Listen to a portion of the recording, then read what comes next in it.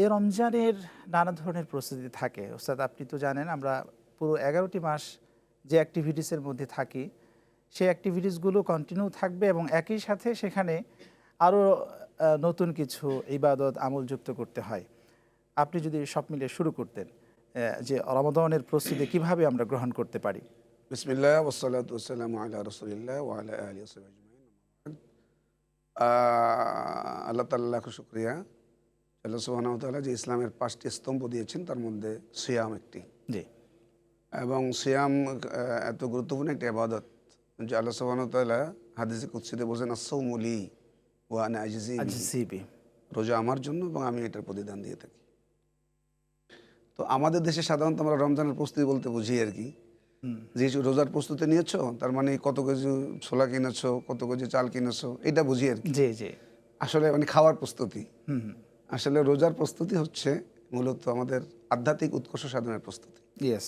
এই রোজার প্রস্তুতি বিভিন্নভাবে নিতে হবে। আমরা যে কোনো কাজের জন্য প্রস্তুতি নেই। হুম। তো সিয়াম যেহেতু অনেক গুরুত্বপূর্ণ একটা ইবাদত এবং যে ইবাদতের মাধ্যমে আমাদের জীবনের সকল গুনাহ মাফ হয়ে যায়, যে ইবাদতের মাধ্যমে আল্লাহ তাআলার নৈকট্য লাভ করি এবং যে ইবাদতের মাধ্যমে জান্নাতের মধ্যে একটা বিশেষ দরজা আছে, রায়্যান, আলা ইয়াদখুলু ইল্লা সাইমুন। রোজাদাররা ছাড়া কেউ জান্নাতের এই দরজাতে প্রবেশ করবে না। ওস্তাদ আমরা কথা শুনবো একটা ফোন নিয়ে আসি দর্শক আছে। আসসালামু আলাইকুম প্রিয় দর্শক, নাম বলে প্রশ্ন করুন। জি ওয়ালাইকুম আসসালাম। প্রশ্নটা ছিল যে নামাজ ইমাম সাহেবের পিছনে মুক্তাদি নামাজ পড়া অবস্থায় মুক্তাদি নিজে নিজে সালাম ফিরিয়ে নিয়েছে আর কি। ওকে আপনি ইমাম সাহেব থাকুন। আপনার প্রশ্ন যতটুকু আমরা বুঝেছি যে ইমাম সাহেবের পেছনে একজন মুক্তাদি সালাত পড়ছেন, কিন্তু ইমাম সাহেবের পূর্বেই সে নিজে নিজেই সালাম ফিরিয়ে নিয়েছেন, সম্ভবত এই ধরনের প্রশ্নটা করেছেন যতটুকু আমরা শুনতে পেরেছি। না, ইমামের কাছে সালাম ফিরিয়ে দিতে হবে না, নামাজ অশুদ্ধ হয়ে যাবে। অশুদ্ধ হয়ে যাবে যদি এরকমটা ভুলে করে ফেলে, তারপরেও যদি মনে হয় যে না আমরা আমার মনে হয় ইমামের পূর্বেই সালামটা ফিরানো হয়ে গেল, ভুলে হয়ে গেলে আবার যদি ইমামের সাথে ফিরায় তাহলে ইনশাল্লাহ হয়ে যাবে, সালাত হয়ে যাবে। সেই ক্ষেত্রে তো মুক্তাদির যদি সালাতে কোনো ধরনের ভুল হয় সেখানে কোনো সমস্যা নেই, সমস্যা নেই। সেক্ষেত্রে এটা ইমাম সাহেবের দায়ভার বহন করবে, সমস্যা নেই। শুকরান, যে আলোচনায় ছিলাম আমরা। জি, তো রমজানের প্রস্তুতির মধ্যে প্রথম যেটা সেটা হলো আন-নিয়াতুস সাদাকা। আল্লাহ তাআলার কাছে নিয়ত করতে হবে যে আমি এই রমাদানে কিভাবে সিয়াম সাধনা করব।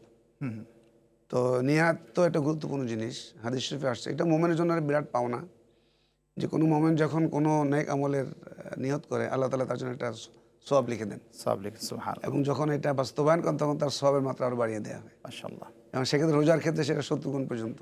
জি। আর হলো যে কোনো গুনাহের নিয়ত যদি করেন কোনো বান্দা, তাহলে তার জন্য কোনো গুনাহ লেখা হয় না, বাস্তবায়ন করার পরে একটা গুনাহ লেখা হয়। এটা আল্লাহ তাআলার পক্ষ থেকে একটা বিরাট উপহার মুসলমানের জন্য। এবং সুবহানাল্লাহ। কোরআনে কারিমে আছে যে যে ব্যক্তি একটা ভালো কাজ করলো সে 10টা নেকি হাসিল করবে। মান জাআ বিল হাসানাতি ফালাহু আশরু আমসালিহা। গুনাহের ওস্তাদ এখানে আরেকটা কথা বলে নিতে চাই যে গুনাহের কাজের জন্য কি রব্বুল আলামিন কোনো সহযোগিতা করেন? গুনাহের কাজ না, সহযোগিতা বলতে গুনাহের কাজটা সাধারণত তো শয়তানি ওয়াসওয়াসা থেকে মানুষ করে আর কি। এটা অনুভূতি আসলে আমার যখন তওবা করবে তখন এটা হয়ে যাবে। না, গুনাহের কাজ জন্য আল্লাহ তাআলা পক্ষ থেকে সহযোগিতা আসবে না। সেটাই। তবে আল্লাহ তাআলা যে মাশিয়াত আবার দুই প্রকার, আমরা অন্য মাসালায় চলে যেতে হবে তাহলে। মাশিয়াতে কাদারিয়া একটা আর মাশিয়াতে ইখতিয়ারিয়া একটা। আচ্ছা। তো আল্লাহ তাআলা যে মাশিয়াতে কাউনিয়া যেটা আছে, লাউ শা আল্লাহু লাহাদাকুম আজমাইন, এরকম এইসব মাশিয়াত যেগুলো আছে এরগুলোর মধ্যে পড়বে।